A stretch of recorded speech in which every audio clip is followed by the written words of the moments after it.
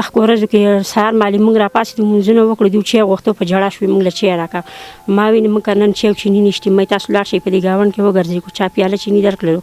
زه به چای پوخ کړم که چادر نه کړم څه به پوخ کړم دوی وګرځېدو هېچا وله دغه خپل ترونه تنداران دي دا ګیر چاپېره کورونه چې د هېچا وله پیاله چیني ور نه کړه چې ما دوی له چای پخ کړی وي ما دا لور نه ده د تل د خوا سکول ته ځي راځي که نه نو ماشوم نه پاپړ پرې واته نو چې دی هغه پاپړ راواغېسته او دی وی چې ما هغه پاپړ ځان نه راواغېسته ومې خواړو نو ما ته په هغه ځای کې افسوس راغی چې ای زما خدایه چې زمونږ دونه کمزوري شو چې د دونه روپۍ زمونږ سره نه چې دی ماشومې له موږ د ټولو وړو ته دا وکړېږي دا زمونږ کشرۍ لور ده پکې دا ټولو ته وکړېږي ناکي شي د کټ ځای پکې وچ نه وي په دې مهینه ورځو کې بارانونه راکې شي و موږ د یو کټ ځای پکې صرف وچ و په هغې کې دا سړی پروت و د لاندې ته ما چټۍ خواره کړه دا کټ د لاندې د وړو ته مې تاسو په دې لاندې ځای کې د ده نه سملی باندې هم تاسو زموږ سره رابطه کولی شئ او زموږ سره تعاون کولی شئ ولې چې دا کاروبار دلته کې دا یو دکان دی په دې کې موږ د ده دپاره څه کاروبار شروع کوو انشاءالله چې دی به ټول عمر په دغه کار روزګار باندې شي خپل ګذر بسر به بیا په خپله کېږي د غربت او د افلاس دا یو داستان به هم دلته کې بند شي د دې دکان سره انشاءالله دا ماته امید دی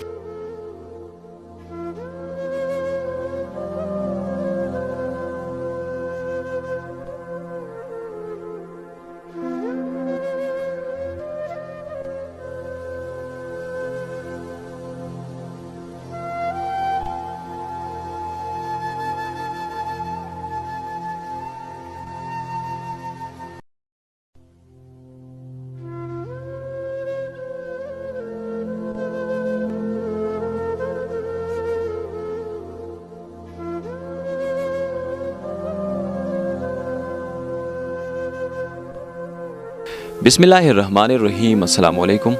ګرانو او درنو پښتنو زه یم وحید الله خان قدرمنو کتونکو په دین اسلام کې 15 بنیادی ارکان چې دي په دې کې زکات یو رکن هم ځکه ایښودی شوی دی چې زموږ په معاشره کې موجود هغه خلک کوم چې بېوسه دي چې دای مدد وشي ګران ملګرو دین اسلام ته هم ځکه د دنیا ټول نه ښکلی پاکیزه او بااعتماده مذهب هم ویلی کېږي دا مهال زه په بر سوات کې په فقیرا سره نږدو دڼۍ نومې یو کلي کې ولاړ یم ګران ملګرو زما سره ناست دا فضل الرحمن دا یو هغه کس دی کوم چې د نن نه 4-5 کاله مخکې بالکل روغ و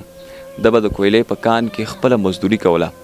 هغه وخت د ده دا زما سره ناسته دا خور کوم چې د ده کور واله ده دا 4 بچي هم ناستي د دوی ژوند کې هر قسمه خوشحالي وې کله چې باخترو او ګاونډیانو به نوې کپړې واچولې نو دوی به هم اچولې خو 13 کالو نه دوی نوې کپړې نه دي اچولي کله چې اختر شي او ګاونډیان نوې کپړې راوړي نو د دوی په سترګو کې بیا سرې فوخ کړي ګران ملګرو 4 کاله مخکې فضل الرحمن د کویلې په کان کې د ده سره یو حادثه مخې ته راغله او پای کې د ده ملا ماته شوه دا نه بعد د ده دا 4.5 کاله هم په دې ویلچیر باندې په دې کور کې تیر شوي دي ګران ملګرو د ده د کور حالات داسې دي چې د کور دیوارې نشته چاردیواري نشته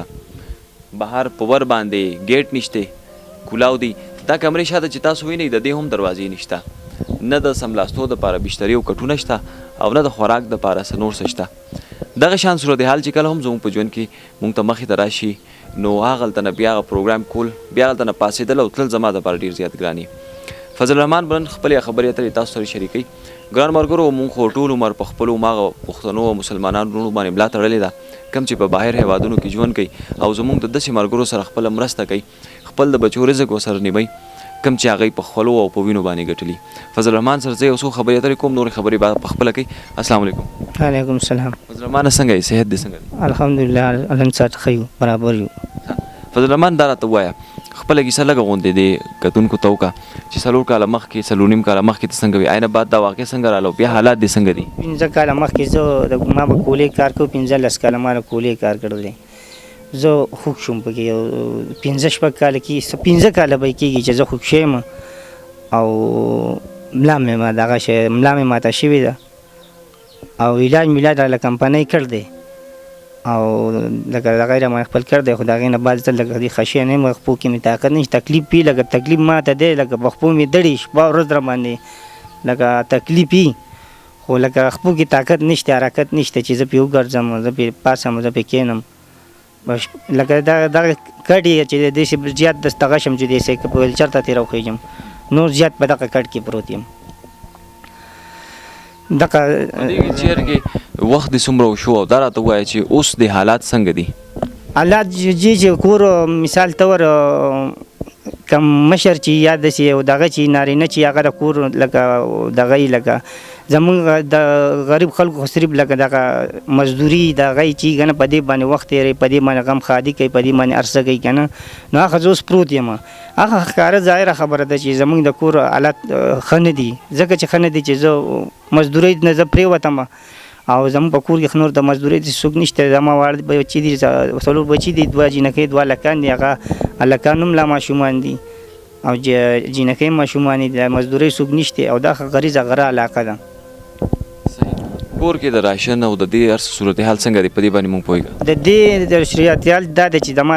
کډه چې ده دا چېرته داسې ګاونډ ته چېرته دې کورونو ته ښکته لاړه شي، چېرته چا کوچا وله اوړه ورکړو، کوچا وله چیني ورکړه، نو هغه راوړي هغه خورو او لار نه راځو په کور کې ناست یو، کوچا وله ور نه کړو چې راځي به تشه راځي ځان له. دغه دی، نور څه نشته. روژې میاشت ده او چار چاپېره ستاسو مونږ کورونه مو لیدل، خلک ملک هم شته، روژه ماتې وخت خلک روژه ماتې، دا ماشومان د نه څه نه غواړي؟ جی دا د دې علاقې د کم خلک چې دي دوه ځانه کمزوري دي. داسې زما پې کنځا جوړه ده، دا روژه چې شروع شوې ده که نه په دې کلي کې چې دی لکه په دې کلي کې چې یو کس دا نه دی چې داسې به ویلي چې د دې کاله د خپل وروڼو نه په غیر وروڼه ښه پرېږدوه، وروڼه خویندې وروڼه ښه پرېږدوه، هغو خو سره نه دي کړي. د دې خپل د کلي دا خلک چې کوم دي که ګاونډ کې نږدې دوم دا نه دي ویلي چې ستاسو بس لږي تاسو ته یو تروړه وروړه زکاتي کې تاسو ته در واچوو. نشته پکې خلک زیاده ګاونډیان ښه دي، برابر دي، پټي دي، ځمکې دي، بهر ملکونو کې کسانې دي، خو لکه دا اوسه پورې داسې نه دي ویلي چې تاسو ته منګه یا د دې روژې میاشت ته زبرګه میاشت ستاسو واړه وږي نه یا چېرته روژه ماته تاسو ته در ولېږي. یو شی د پاخه تلکاري نه در رالېږلي زموږ کور ته. څنګه مخکې چې تا ووایي چې زما دې کډې ته مخکې بهر علاقې نه وي معلومې، اوس ورته بهر علاقې معلومې شوې، دی څه کار دپاره وځي؟ که نه چې دې ته دا بهر دا علاقې نه وي معلوم. زموږ خاص ګاونډیان ګاونډ علاقې چې دي شالپین شو، دا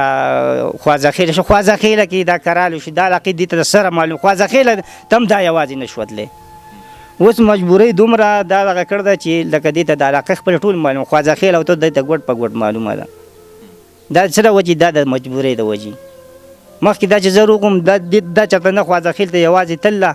او نو ته د خوازخیلې د دې یوازې دا لار وښه شي، دا زمونږ د اړه کم ځای کې ده او بیا به دا نور ګاډي کم ځای کې زه به کم ځای کې خېږم او بیا به دې کور ته څنګه ځم. دا علاقې دې ته د طریقو د سره د نه وه. اوس مجبورۍ نه دې ته اوس هغه هر څه معلوم شوي. څوک هم زموږ سره دغه زموږ خپل خپلوان زموږ سره هېڅ څوک هم هیلپ نه کوي، زموږ د کور دړ ورته نه معلومېږي. داسې نه وه چې دوی اوس څه کوي، دوی خو واړه واړه کړې ده او دا سړی خو بیمار دی په مخه باندې د علاج او دا هم لګي چې ډېر تکلیف یې پې سخت دی. پې نو څه وکړو؟ په دې معاینه ورځو کې تېش مې چازې بندې شوي، بیا موږ سره روپۍ نه وي، سم تکلیف وته. په یو ځای کې مې جړا فریاد وکړو، بل ځای کې لرې لرې تللی هم نه شم، کور خوښوي. خو دغه پورې د کرالو کلي ته زموږ دا کلي دې ته لاړه شم ښکته شالپین مایرې ته، نو هغه خلکو ته یو ته بل ته مې ویو. خدای دې خوشحاله کړي، لږې لږې روپۍ را لا کړي. بیا موږ د دغه اپرېشن وکړو او سات په سات یې څوک کم ځای کې داسې دغه کوي. خلک ځان له وس په ځان پورې اریان دی، ګرانه ګرانې ده چې څوک موږ سره ښه کوي دغه کوي، الله دې سره ښه وکړي، خدای پاک دې سره هیلپ وکړي. 5 بجې خو دې هم دي که نه خورې؟ دی په کور کې ټول ورځ څه ناڅه به غواړي، نو چې دی څه غواړي او نه وي نو بیا پړه دې څه تېرېږي؟ نو خفه یو، نو څه وکړو؟ ژاړي دوی په مخکې ورځو کې سهار مالې موږ راپاڅېدو، لمونځونه وکړو، دوی چای غوښتو په ژړا شوې، موږ له چای راکړه. ما وینې موږ نن چای او چیني نشته، مې تاسو لاړ شئ په دې ګاونډ کې وګرځئ، کو چا پیاله چیني درکړلو، زه به چای پوښ کړم، کو چادر نه کړم څه به پوښ کړم. دوی وګرځېدو، هېچا وله دغه خپل ترونه تنداران دي دا ګیر چاپېره کورونه چې هېچا وله پیاله چیني ور نه کړه چې ما دوی له چای پخ کړی وي. په ژړا باندې دوی بیا باران ورېده، په شلق باران و، اکثر د واورې ورېږي، باران ورېږي، زه د کوره وځم، ما ته دا خلک قارېږي وایي دا خو سم باران دی، ته د کوره راووتې دا څه کې، دا خو د تلو لار نه ده، دا خو د تلو دغه نه دی، وایي سم باران دی واوره ده. زه هم څه وکړم، مجبوري ده، نغري په غاړه راته واړه ناست دي، واړه رانه چای غواړي، ډوډۍ غواړي، مجبوري ده څه وکړم چې نه وځم نو څه وکړم چې لاړه شم. د خلکو سره د خدای پاک ښه وکړي چې پیسې او دا ورسره نه وي، څوک لږه چیني راکړي یا چای راکړي یا اوړه راکړي، زموږ څو ورځې ګزاره وشي بیا دغه شان اریان دریان ناست یو. ګرانو ملګرو، دا فضل الرحمن او د هغوی کورواله زموږ سره خپلې خبرې اترې وکړې. ګرانو ملګرو، دا واړه واړه د ګلونو په شان ماشومان د چا چې هم داسې بچي، نو هغوی دا خبره فیل کولی شي چې انسان بهر په بازار کې یو ځای کې بل ځای کې ښه شیزونه د خوراک د لوبو د یو څه د اغوستو علي یو خپلو دې وړو وړو بچو له وړي، خو دا واړه واړه هغه بچي دي د چا دپاره چې سهار وخت کې چې هم نه بیا دغه چینی او چې ګاونډیانو یا خپلوانو کره ګوري نو هغه هم نه میلاویږي. خیر دا د تصویر یو رخ دی. اوس داسې صورتحال دی چې موږ د دې دپاره د کاروبار یو هم کوشش شروع کوم زه پخپله انشاءالله په دې کې به زما دا ټول مسلمانان وروڼه زموږ سره تعاون کوي. په دې سکرین باندې 2 نمبرې موجود دی. یو خو بره زما د دې ورور فضل الرحمن صاحب نمبر وی که څوک د ده سره پخپله رابطه کول غواړي هم ورسره کولی شي. بیا لاندې په دې پټه کې زموږ پرسنل نمبر هم دی د سټوډیو. دا زموږ خپل پرسنل نمبر دی. په دې باندې هم تاسو زموږ سره رابطه کولی شئ او زموږ سره تعاون کولی شئ. ولې چې دا کاروبار دلته کې دا یو دکان دی. په دې کې موږ د ده دپاره څه کاروبار شروع کوو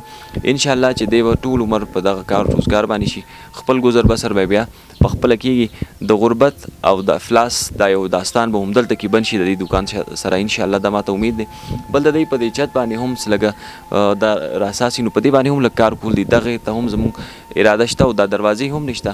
نو انشاءالله چې څومره هم تعاون ما سره کېدو زموږ بار ملک ډېر وروڼه دي انشاءالله هغوی به تعاون کوي. نو دغه ټول سیسټم والا انشاءالله برابرو. نو دغه ټول صورتحال به ستاسو وي نو ستاسو په مخامخ دی. دا واړه واړه ماشومان چې څوک وویني نو او د روژې میاشت هم ده نو بس بیا زړه د سړي مات شي. الله پاک دې په موږ ټولو باندې خپل رحم وکړي. د دې سره زموږ دا نننی پروګرام خپل سر ته رسي. په دې تمې سره چې تاسو به زموږ سره فضل الرحمن صاحب سره انشاءالله تعاون کوئ او د دې ژوند په یو پیر بیا خوشحالو طرف ته راځي او دغه د کاروبار هم انشاءالله څه کوشش کوو. نو موږ ټول په خپل دعاونو کې یاد ساتئ. د الله په امان.